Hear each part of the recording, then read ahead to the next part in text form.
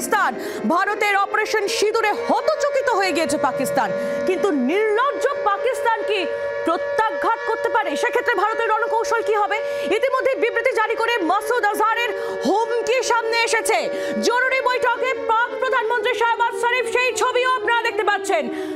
পাকিস্তানের প্রধানমন্ত্রী তিনি জরুরি বৈঠক করছেন, সেই বৈঠকের ছবি এই মুহূর্তে আপনারা দেখছেন। পাকিস্তানের রাস্তায় রাস্তায় রাস্তায় সেনার টহল, সেই ছবিও সামনে আসছে। একেবারে রণসজ্জায় ভারত এই মুহূর্তে রয়েছে। আপনারা জানেন যে পেহেলগাঁও হামলার পর থেকেই গোটা দেশে জুড়ে যে প্রত্যাঘাতের দাবি এসেছিল, সেই প্রত্যাঘাত ভারতবাসীর দাবি মেনে করেছে ভারতীয় সেনা। আর সেই হামলার পর একেবারে হতচকিত পাকিস্তান।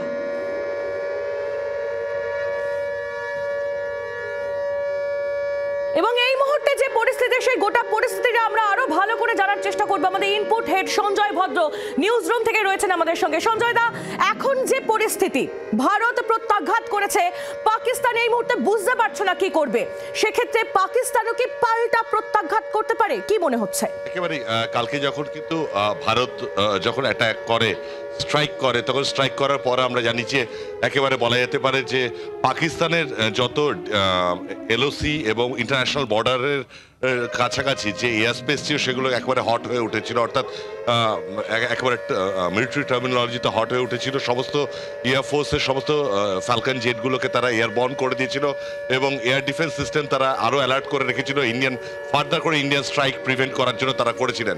এবং তারপরে রাত্রিবেলা আমরা যেটা দেখতে পাই যে বিভিন্ন এলওসিতে জম্মু কাশ্মীরের বিভিন্ন সেক্টরে আমরা দেখছিলাম যে আর্টিলারি শেলিং করা হচ্ছিল। এর আগে পর্যন্ত গত 8 দিন ধরে কিন্তু পাকিস্তান এলওসিতে আনপ্রোভোকড তারা ফায়ারিং করেছে এলওসিতে, কিন্তু সেগুলো সব শর্ট আর্মস ফায়ারিং ছিল। এখন কিন্তু এবার গতকাল রাত্রি থেকে দেখা গেল তারা কিন্তু আর্টিলারি শেলিং করছেন এবং হেভি আর্টিলারি শেলিং হচ্ছে। ইতিমধ্যে কিন্তু এলওসি ভারতের বেশ কিছু এলওসি লাগোয়া গ্রামে বেশ কিছু ড্যামেজ হয়েছে, বাড়ি ভেঙে গিয়েছে, বাড়িতে আগুন লেগে গিয়েছে, সাধারণ মানুষের আঘাতপ্রাপ্ত হয়েছে এবং হেভি আর্টিলারি শেলিং হচ্ছে এবং সেটা সিভিলিয়ান ফোর্সের ওপরে হচ্ছে। এরপরে আমরা জানি যে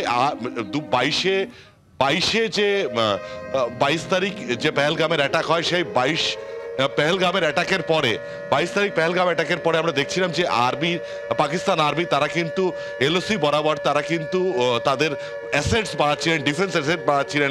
সে রাডার সিস্টেম হোক, এয়ার ডিফেন্স সিস্টেম হোক বা চাইনিজ হাউইটজার হোক, সেগুলো কিন্তু তারা কিন্তু বাড়াচ্ছিলেন, অর্থাৎ তারা প্রিপারেটরি মেজারে তারা ছিলেন। কিন্তু গতকালের স্ট্রাইকের পর থেকে আমরা দেখছি এলওসির কাছে হেভি আর্টিলারি শেলিং হচ্ছে একাধিক জায়গাতে এবং রিটেলিয়েটরি মেজার অবশ্যই ভারতের পক্ষ থেকে করা হচ্ছে। কিন্তু এই ফ্রন্টে এখন এই মুহূর্তে কিন্তু আর্ম ফোর্সে তারা কিন্তু হেভি আর্টিলারি শেলিং করছেন। একেবারে সঞ্জয়, অনেক ধন্যবাদ তোমার। বাংলার আওয়াজ, বাঙালির আবেগ, জি 24 ঘন্টা।